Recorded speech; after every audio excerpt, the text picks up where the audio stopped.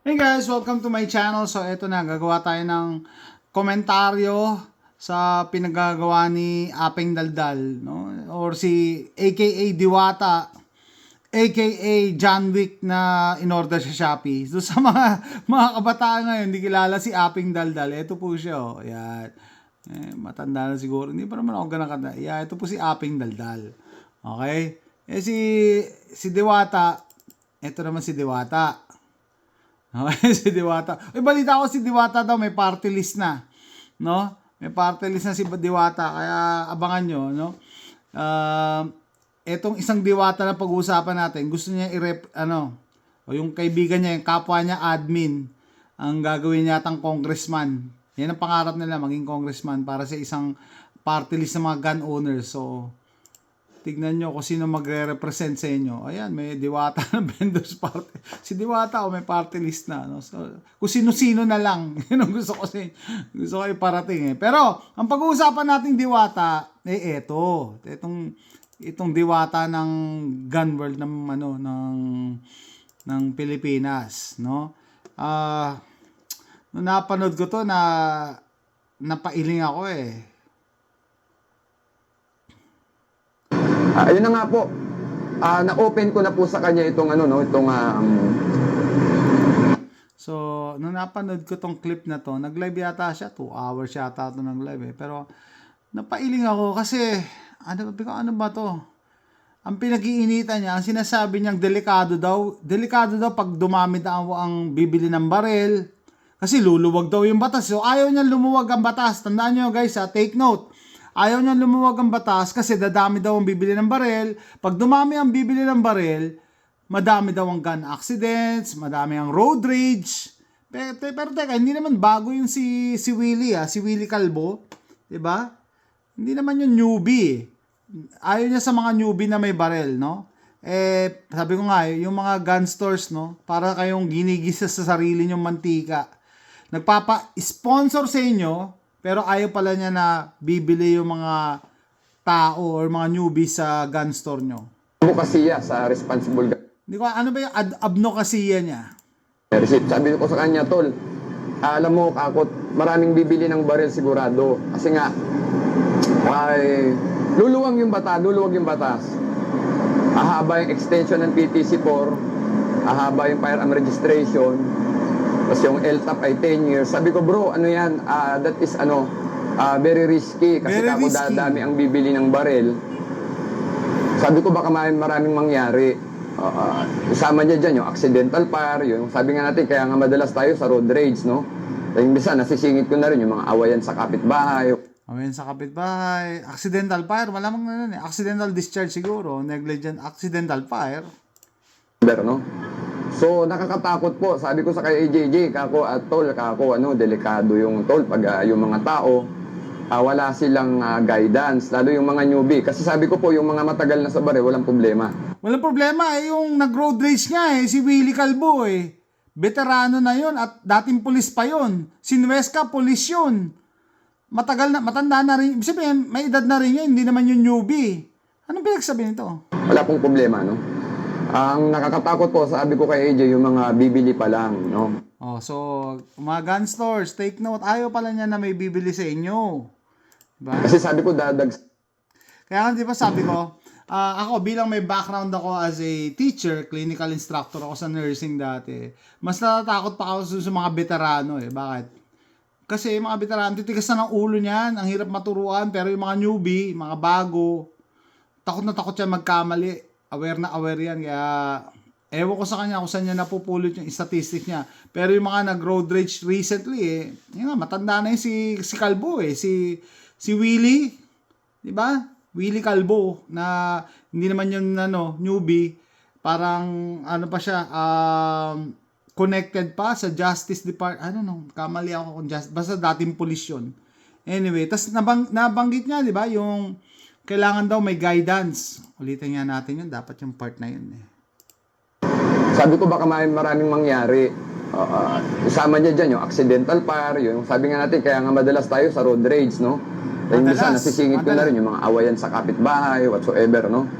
Awayan sa kapitbahay, similar with yung sa Mindanao na magbubuko, nakita may sukbit, hinabol nung police captain, nung pagpasok niya sa compound, siya yung pinagbabaril. Awayin sa kapitbahay. Magkakapitbahay. Nakatakot po. Sabi ko sa kay AJJ, kako at tol, kako delikado yung tol pag yung mga tao wala silang guidance. Lalo yung Walang guidance, pero ang mag-guide sa inyo, eto, si Diwata ang mag-guide sa inyo. Nung napanood ko tong video na to, guys, napaano ko what the F? Sabi ko, anong klaseng ano to? Eto, pinost ni Jet Taco. Tingnan nyo. Boom! Yan pala ang mag-guidance sa inyo. Guidance counselor nyo. Si Diwata. Tignan nyo. Ayan na! Boom! Tapos makita mo sa comment, ito yung idol nyo, no? Makita mo sa comment, meron pa nagtanggol. Sabi, okay lang yan, sir, kasi ano naman yan downrange pa. Talaga? Yung pag-violate niya doon sa isang napaka-importanteng gun safety rule, which is trigger finger off the trigger until you are ready to shoot. Anong masasabi mo doon? Di ba? Wala. Huwag yan pagtanggol. Mali is mali. Di ba? Hindi tayo perfecto, pero pag nakakita tayo ng mga ganito, we need to call it out. Ang problema sa kanya, nag-aalala siya sa mga newbies, kailangan daw ng guidance, pero ito pala ang nagtuturo sa kanila. Ito pala nagtuturo, no? Ito maganda to malagyan ng background na yan na, nakakatawa yun Ulit natin.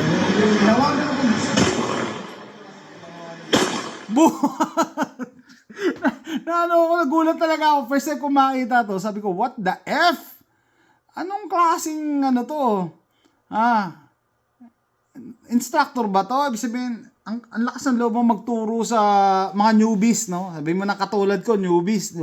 Siguro sa level mo, newbie lang ako kasi wala naman tayo sa sa PNP. Mga expert, di ba? Nasa PNP. Teka, meron ako nakita dito na nalagay ko ba? Anyway, di ba? Ito ba yung tinuturo niya? Di ba? Meron pa nga ito. Hindi yan. Yan pala ang natakot siya walang guidance. Ito pa, isa pa niyang clip. So, out of the box to, hindi pa po natin ito ito nag-live ako isang araw, 'di ba? Sabi ko, kung ako magba-vlog, hindi ako magba-vlog sa trabaho ko. Siya naka-vlog siya, nag-vlog siya, naka-uniforme siya. So, I don't know bakit. Gusto niya ba na expert siya, police siya? 'Di ba?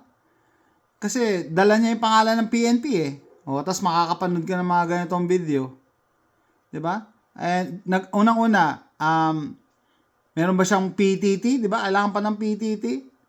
Hindi naman dyan yung trabaho niya So, hindi pa po natin ito na ipuputok, Ang bagal. Dali. Ayan. So, out of the box to, hindi pa po natin ito na ipuputok, Teka. Naghahang yung ko. Hindi nyo ma-appreciate Ano ba yung mga clip dito? Yan. So, out of the box to, hindi pa po natin ito na ipuputok, Naghahang yung ko. Nakakalabit na naman niya to Nakakalabit na naman niya yung yung trigger dito So, out of the box to, hindi pa po natin ito na ipuputok, Hindi, pangit yung dito. Yung footage natin dyan. Pero, basahin na lang natin yung mga comments, no? Ay, nako. Si Sir talaga. Kaya una kong pinakita sa inyo yung commentary niya nung live Natatakot daw siya, maraming bibili ng baril. Napaka-risky niya, from his words. Hindi ako nag-iimbento, no? Babasahin ko lang dito. Ay, nako. Pulutan sa kwentuhan pag Sunday kasama ang katambayan sa range video. Nako.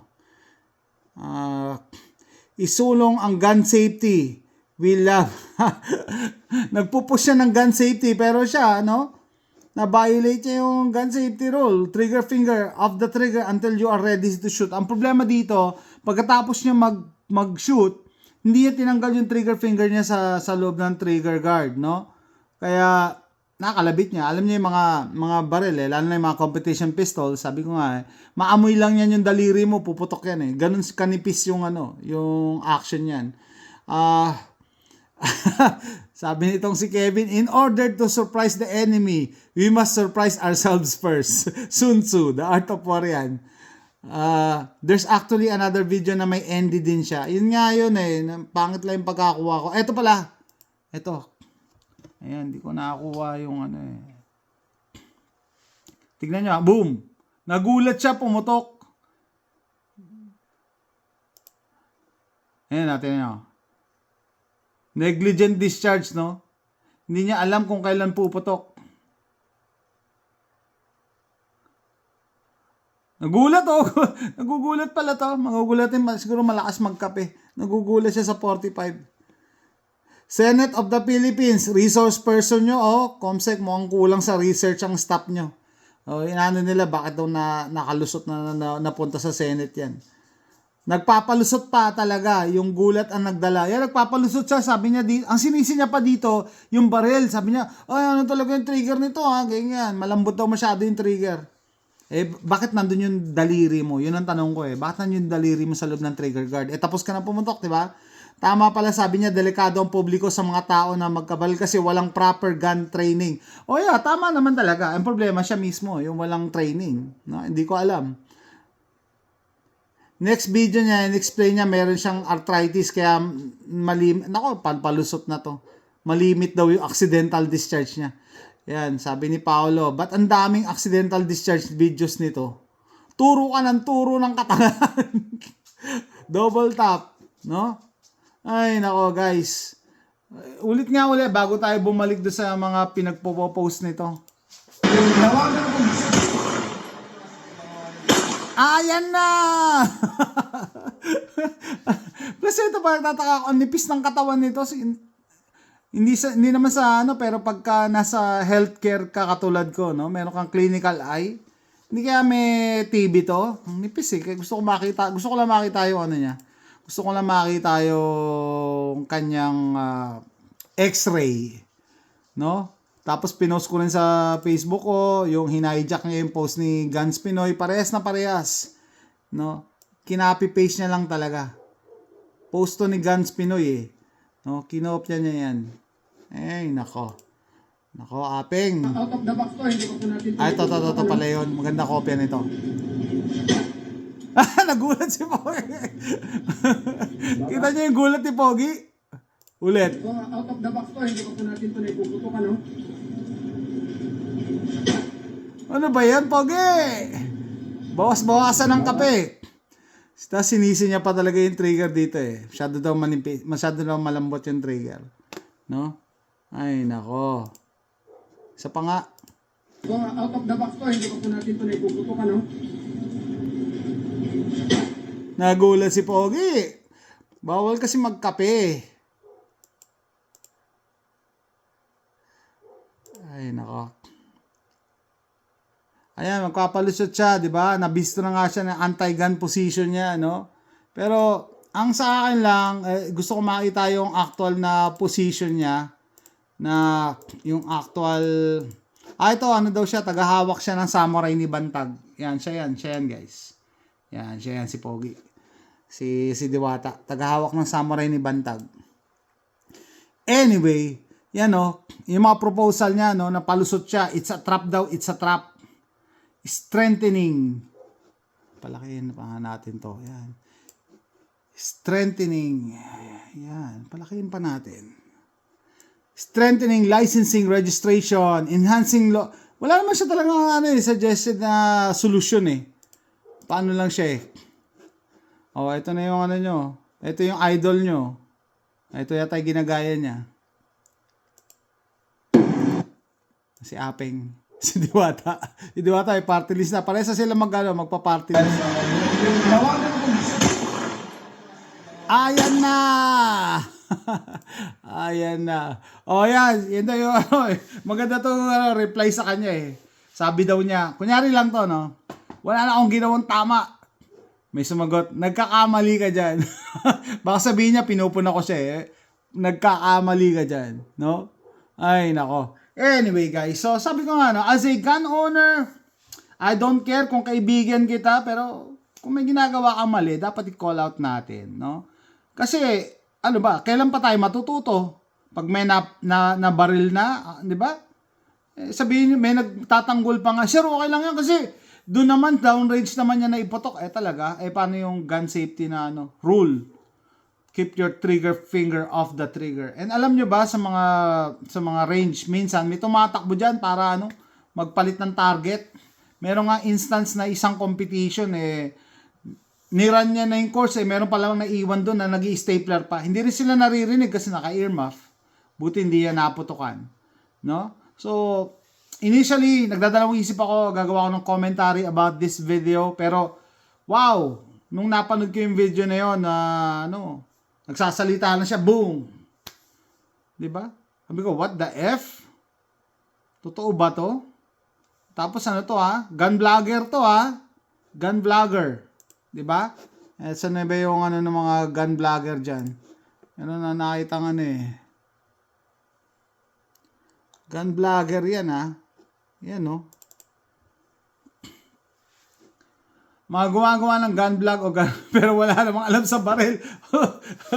Kita niyo yung itsura ng di ba?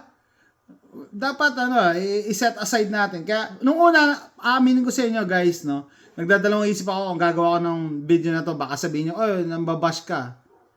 Anong gagawin? Tsaka nauna na nag-post nito si Jet Tactical Although meron na akong video, copy ng video nung isa yung nagsasalita siya, Hindi muna ako nag-commentary kasi nag-iisip ako ng approach paano ko i-present sa inyo. Kasi I'm sure ang dami hindi nakakaalam na eto pa lang si Diwata ng gun vloggers diyan sa Pilipinas walang tiwala sa newbies, ayaw niya na bibili kayo ng barel kasi pag madami daw ang bumili ng barel dahil lumuwag yung batas. Kaya pala ayaw niya lumuwag yung batas. Kasi dadami daw yung gun accidents, dadami daw yung yung road rage. Pero wala naman siya example Pag ako inanapan ko siya ng example, ako magbibigay ako example. Yung mga involved dyan, puro mga veterano, majority. Ang mga nasa news ngayon actually, sorry, mga police pa nga 'Di ba? Wag mo sabihin newbies yung mga yon. Anyway, so let me know what you think. Sabi ko nga sa gun world tayo i-support natin yung mga pro-gun content creators. Huwag yung mga nagpapanggap na pro-gun. Kasi gagamitin lang nila yung gun community para sa kanilang sariling ambisyon. Sabi ko nga si Diwata may party list na. That's it guys. Thanks for watching.